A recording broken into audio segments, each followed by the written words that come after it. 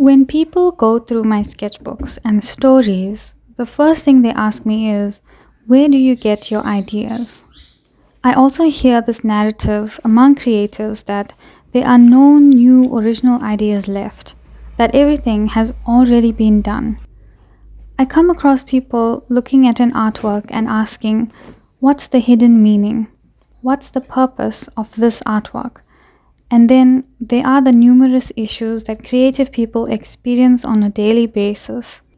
I hear things like, I have so many ideas, but I don't know where to start. Or I can't seem to find any inspiration anymore. Or I'm feeling burnt out. Or I wish I thought of doing that. And now, with AI generated images, all of these feelings have intensified. I have so much to say about all this, but it all boils down to one thing. Where do ideas come from?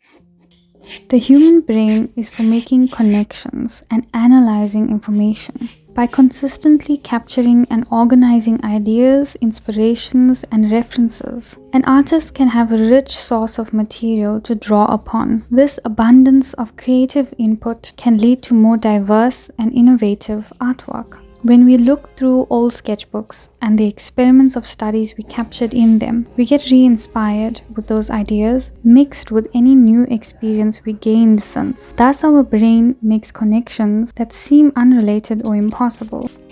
We may all have the same eyes and nose and ears, but no two people have the exact same senses. In other words, we all perceive reality in vastly different ways. Thus, your reality is unique to you. That is why artists have different styles. They could be drawing from the same reference, but the way they perceive the light, the mood, their opinion on what the focal point is, the colors they mix, is all what makes a completely different artwork from the next. In your sketchbook, you are basically collecting your perception. Only you know how you perceive things, but to share it with another person, you have to translate it to something tangible, like an artwork. To do that, you collect references of your perception, redraw things that you see that fascinate you, whether you're traveling or at home, playing with your pet, whether it's a machine or an insect. You redraw everything and collect them in your sketchbook. Creating your own references allows you to make connections between seemingly random topics, making more neural pathways in your brain and thus improving your learning abilities and skills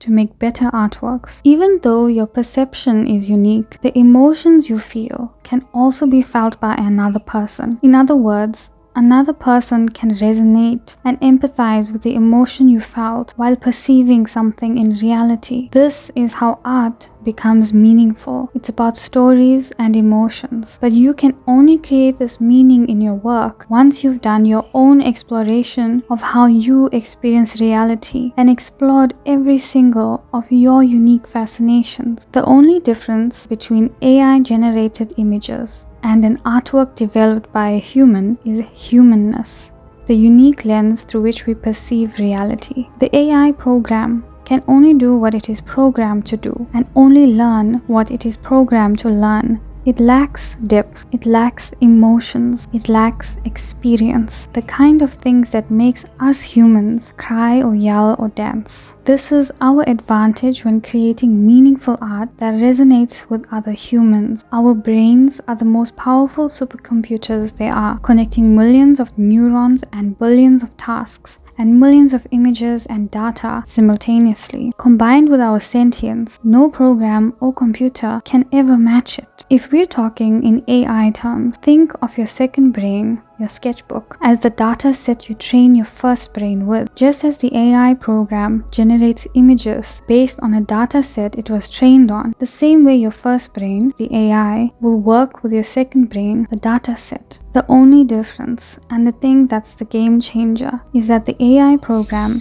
has no uniqueness the way you do. It borrows and reproduces without including its own uniqueness, because it does not have fascination or inclination to things or subjects and feeling. With the rise of AI and generated images, we are realizing the importance of human craft. There are those who will always look for a human-made artwork, because those artworks have meaning which resonate with another human. This was always the case, but now it is becoming more prominent, a striking difference between machine and human. And this is what makes human artists more valuable. My recommendation to all human artists out there is to continuously invest in your craft and your process, your skill as an artist in whatever field, and truly master your craft. AI has forced us to think about what we do and why we do anything if a machine or a program could do it instead. It's forced us to think of the evergreen question: what is our purpose and what matters? If a machine could do everything for us, then what's the point of us and what do we do? I don't know what's our purpose, but it's clear to me that we need meaningful work in our life, something that gives us purpose, meaningful work to spend our time on and to contribute to society with that work. For me, meaningful work is my art, painting and writing and imagining stories, and learning how to enjoy my creativity more and more and teach others how to do so. I get quite sad and miserable actually if I haven't drawn or painted for a few days, or at least imagined a story in my head.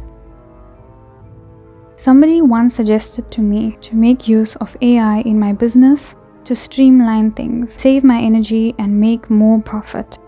To use AI for writing a fantasy story.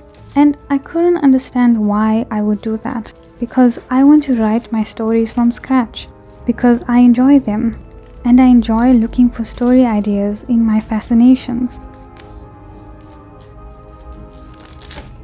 Thank you so much for watching, and I wish you all the luck in your creative endeavors. This painting was inspired by my pet bird, and if you enjoyed watching the process, then you can purchase this painting as a print or a desk mat from my website.